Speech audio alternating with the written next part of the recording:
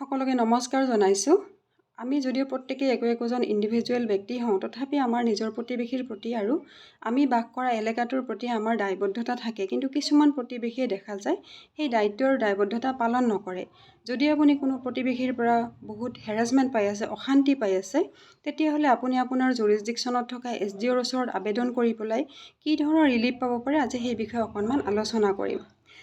যদি আপুনি এটা ৰাস্তা যদি ব্যৱহাৰ কৰি আছে আৰু আপোনাৰ লগতে আন 10জনে ব্যৱহাৰ কৰি আছে, তাৰে মাজত কোনোবা এজনে যদি সেই ৰাস্তাটো বন্ধ কৰি দিয়ে বা তেওঁ এনেকুৱা এটা কাম কৰে যিটো কামৰ কাৰণে আপোনালোকৰ ৰাস্তাটো ব্যৱহাৰ কৰাত অসুবিধা হৈছে, যদি কাৰোবাৰ প্ৰতিবেশীৰ ওচৰৰ প্ৰতিবেশীৰ ছালৰ পানী বা চাদৰ পানী পৰে, সেই ধৰণে যদি অসুবিধাৰ সৃষ্টি হয়, আচলতে বিল্ডিং কনষ্ট্ৰাকশ্যনৰ নিয়ম অনুসৰি 4 সীমাৰ পৰা 3 ফিট 3 ফিট দূৰত ঘৰ বান্ধিব লাগে। কিন্তু কিছুমান প্ৰতিবেশীয়ে দেখা যায় এই নিয়ম মানি নচলে। যদি 4 সীমাৰ পৰা 3 ফিট 3 ফিট দূৰত 2 প্ৰতিবেশীয়ে ঘৰ বান্ধে, তেতিয়াহ'লে 6 ফিট হয় আৰু তেতিয়া কোনো অসুবিধাৰ সৃষ্টি নহয়।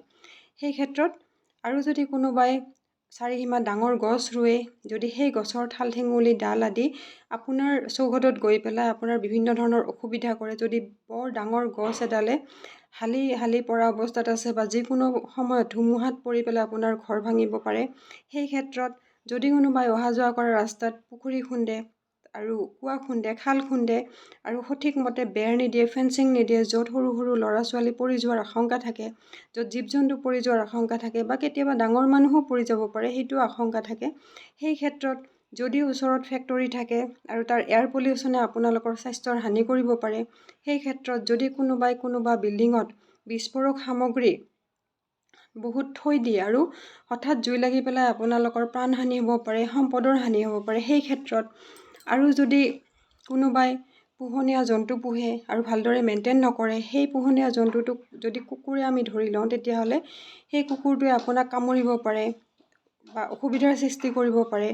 বা যদি পগলা হয়, তেওঁ সেইটোক সঠিক ব্যৱস্থা নকৰে, তেতিয়াহ'লে সেই ক্ষেত্ৰত বা যদি কোনোবা প্ৰতিবেশীয়ে এনি টাইম লাউড স্পীকাৰত যদি গান বাজনা বজাই থাকে, আপোনাৰ বহুত অসুবিধাৰ সৃষ্টি হয়, আপোনাৰ তাত বেমাৰী থাকিব পাৰে, পঢ়া শুনা কৰা ল'ৰা ছোৱালী থাকিব পাৰে। সেই ক্ষেত্ৰত এই ধৰণৰ বিভিন্ন ক্ষেত্ৰত আপোনালোকে আপোনালোকৰ জুৰিছডিকশ্যনত থকা SDOক এখন সম্পূৰ্ণ বিৱৰণ দি পেলাই আবেদন দিব পাৰিব আৰু তেতিয়া তেওঁ পুলিচক ইনভেষ্টিগেশ্যনৰ বাবে পঠিয়াব। পুলিচে গৈ পেলাই যদি আপোনাৰ অসুবিধাবিলাক সঠিকভাৱে পায়, তেতিয়াহ'লে ইনভেষ্টিগেশ্যন কৰি ৰিপৰ্ট দিব SDOক। তেতিয়া SDO অপজিট পাৰ্টিক নটিচ দি পেলাই মাতিব, দুয়োপক্ষৰে শুনি পেলাই বিচাৰ বিবেচনা কৰি পেলাই আপোনালোকক এটা ৰিলিফ দিব।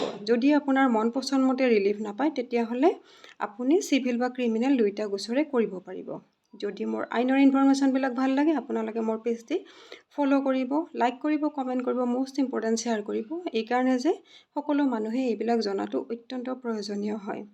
মোৰ এটি প্ৰচেষ্টা সমাজত আইন সজাগতা বৃদ্ধি কৰাটো আৰু মোৰ সকলো ভাই ভনীৰ মাজত অকণমান হ'লেও আইনৰ তথ্য বিলাই দিয়াটো। আজিলৈ এইখিনিয়ে, আকৌ আহিম নতুন ভিডিঅ' লৈ, নতুন বিষয় লৈ। আজিলৈ ধন্যবাদ।